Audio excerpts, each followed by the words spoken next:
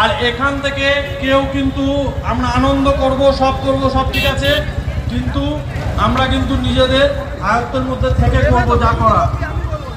আপনারা এই লাইনটাকে একটু ক্লিয়ার করুন, নাহলে ওখান থেকে কিন্তু পুলিশ প্রশাসন থেকে বারবার বলা হচ্ছে এই লাইনটা ক্লিয়ার করার জন্য, নাহলে কিন্তু আমাদের জন্য অনুষ্ঠান পরিচালনা করা অসম্ভব হয়ে যাবে।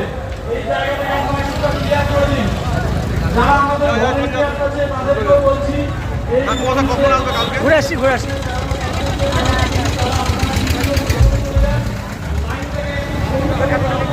ক্লিয়ার করে দিন।